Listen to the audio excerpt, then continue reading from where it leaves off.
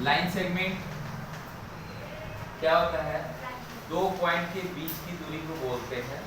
तो क्या होता है, डिस्टेंस बिटवीन टू पॉइंट्स। तो क्या हो जाएगा आपका, मान लीजिए ए पॉइंट एक यहाँ है, बी पॉइंट एक यहाँ है, तो ए से बीच की जो दूरी होगी क्या होगी, लाइन सेगमेंट। कोई दिक्कत। तीसरा पॉइंट है आपका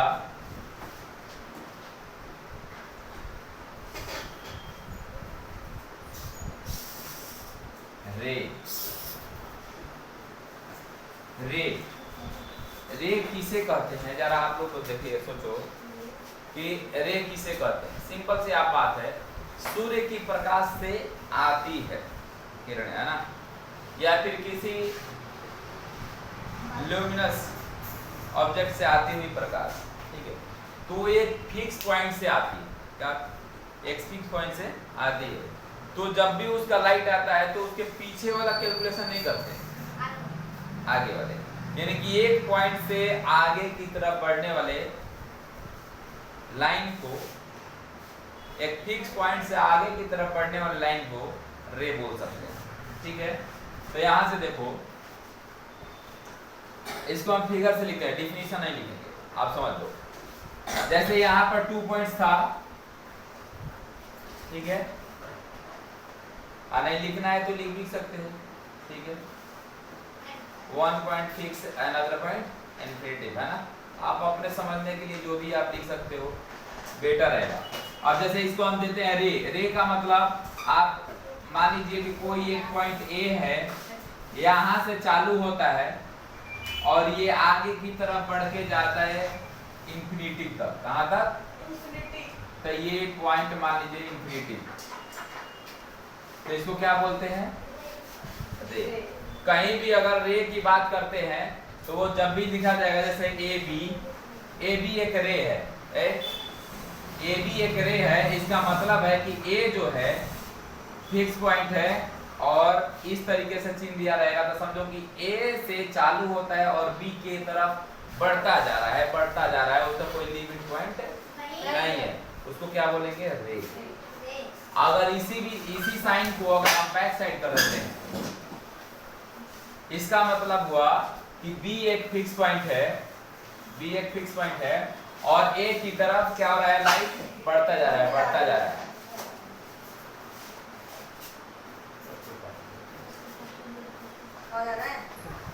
अब यहां से देखो, रे जो होता है एक साइड से फिक्स पॉइंट होता है, दूसरे साइड इंफिनिटी पे आती है। अभी जैसे माना कि बताया अभी, अब जैसे ए भी एक पॉइंट है, अगर ए से कोई रे स्टार्ट होती है तो इस तरीके से डालेंगे और बी से चालू होगा तो इस तरीके से डालेंगे, ठीक है। इस चीज को दूसरे साइड से भी लिख सकते हैं, या बी यहाँ लिख सकते हैं, ए ऐसे भी लिख सकते हैं, यहाँ पर भी ए बी ऐसे लिख सकते हैं, ठीक है, दोनों कोई दिक्कत नहीं है, सेम लिखो,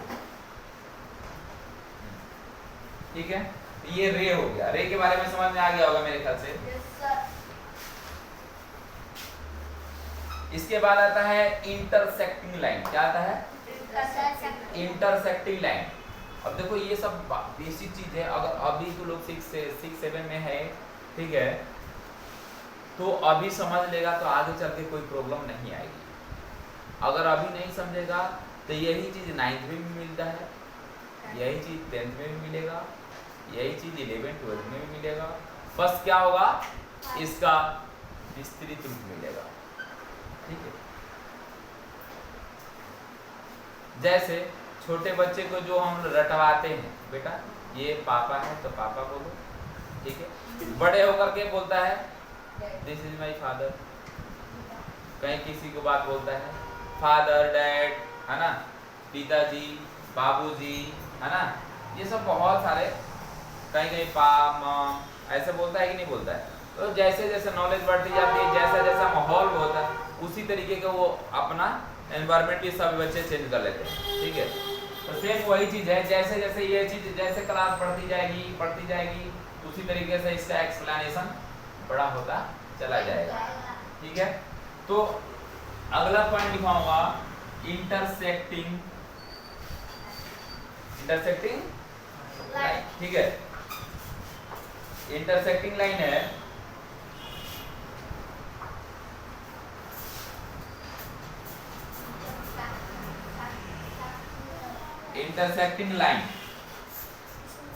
इंटरसेक्टिंग लाइन क्या होता है?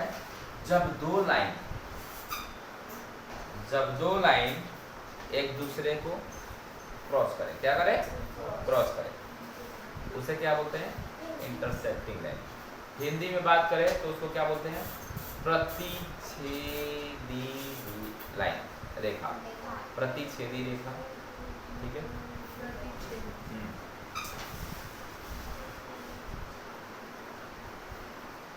एग्जाम्पल से समझिए, लाइन के माध्यम से जानता हूं। जैसे एक लाइन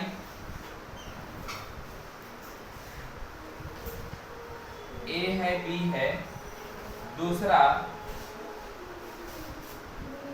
सी है और डी है।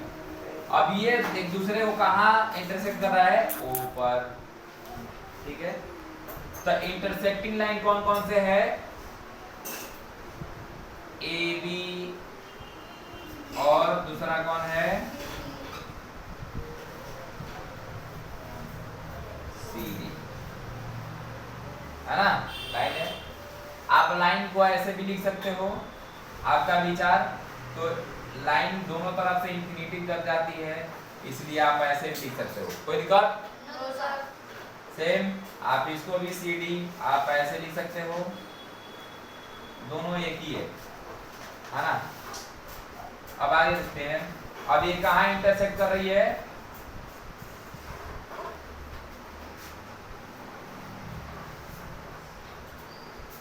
Intersecting point on O.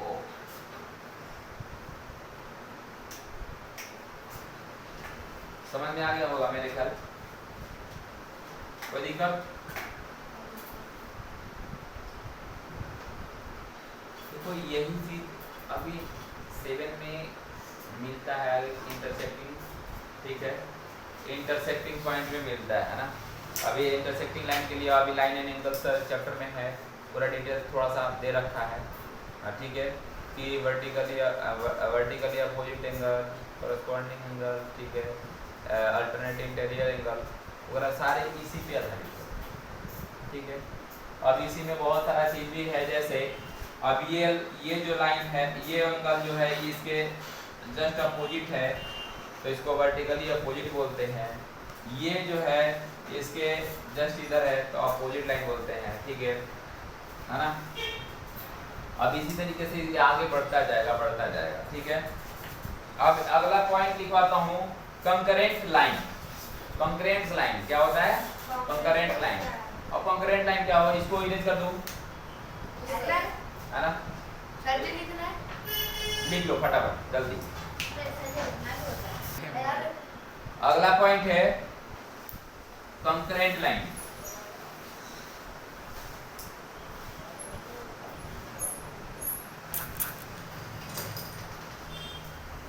Concurrent line क्या होता है जरा समझेगा।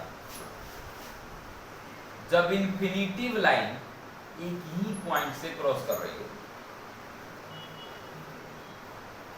एक ही पॉइंट पर इंफिनिटिव अनंत रेखाएं क्रॉस कर रही हो, उसको क्या बोलते हैं?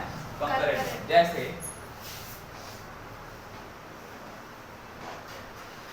अब ये एक पॉइंट है, मान लो O, अब ये जो है क्या है? इंफिनिटी लाइन क्रॉस कर रही है, तो ये O इज द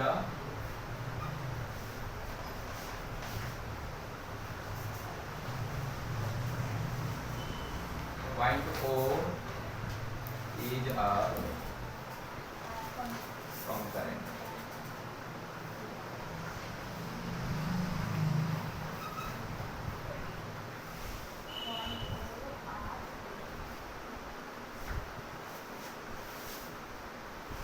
कंकरेंट, इसमें देखो थोड़ा सा कंफ्यूजन ना हो, ये जो लाइन पास हो रही है ना, ये लाइन जो पास हो रही है इसको कंकरेंट लाइन बोलते हैं, लेकिन ये जो ओ जो है ना कंकरेंट पॉइंट है। क्या है? समझ गए? थोड़ा सा यहाँ पर कंफ्यूजन है। पॉइंट ओ जो है ये जो कंकरेंट लाइन क्यों किया गया? क्योंकि इससे सारे लाइन जो है इससे पास हो रही है। ठीक है, कंफ्यूजन मत होना यहाँ पे कि ओ जो है एक पॉइंट है तो ये लाइन कैसे हो सकता है। ठीक है, ये वो पॉइंट है जिस पे सारे लाइन एक ही जगह से पास हो रही है, इसलिए कंकरेंट लाइन। अब एक अगला पॉइंट है, दो पॉइंट से कितनी लाइन पास हो सकती है। ठीक है, जरा सोचो, दो पॉइंट से कितनी लाइन पास हो सकती है? तो केवल और केवल एक। कितने? एक। दूसरी पॉइंट, अगर एक पॉइंट पर इन्फिनिटी लाइन पास हो सकती है तो क्वेश्चन देता है क्या दूसरी पॉइंट से, दो पॉइंट से कितने पास होंगी? हाँ, केवल और केवल एक। यहीं पर जाके गलती करके आता है सब। ठीक है, देखो अभी जस्ट मैंने पहले बताया था कि एक पॉइंट पर कितनी लाइन पास हो सकती है? इन्फिनिटिव। एक पॉइंट से अनंत, बहुत सारे। ठीक है, लेकिन अगर दो पॉइंट बना दिए जाए, एक और एक दो, ये दोनों पॉइंट से कितनी लाइन पास हो सकती है? केवल और केवल एक। यहाँ से करेंगे ऐसे तो सीधा इस तरीके से निकलेगी और तुम लोगों का मन में आएगा कि सर ऐसे कर दूं तो इस पे दो होगा। अच्छा। मन में आया इस पे कर दूं तो ये इस पे दो होगा, लेकिन एक लाइन से केवल एक ही पास हो सकती है, दूसरी नहीं हो सकती।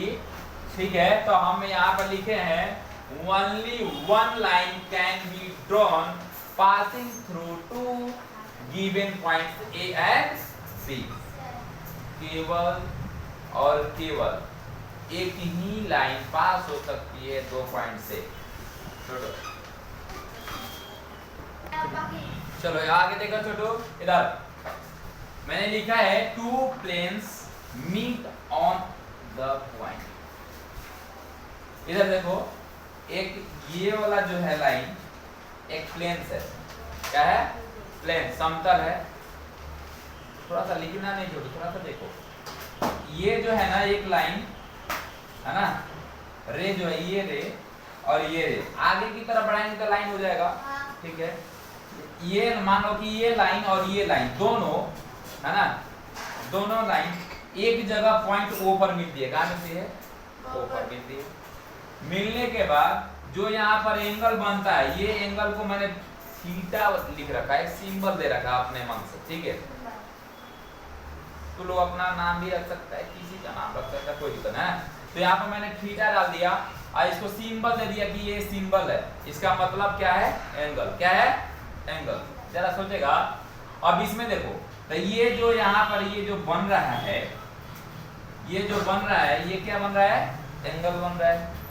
तो इसे हम लिख दिए एंगल, यानी कि थीटा को हम लोग क्या बोलते हैं? एंगल। समझ आया? दूसरी बात, ये जो बी वाला लाइन है इसको टर्माइंड लाइन बोलते हैं। क्या बोलते हैं?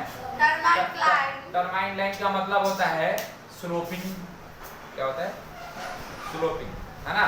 अच्छा, ये जो है इनिशियल लाइन, ये जिस पे हम लोग हॉरिजॉन्टली खड़े रहते हैं, बैठे, है ना, इसको बोलते हैं। तो ये बोलते हैं इनिशियल लाइन दे दिया। ठीक है, कोई दिक्कत?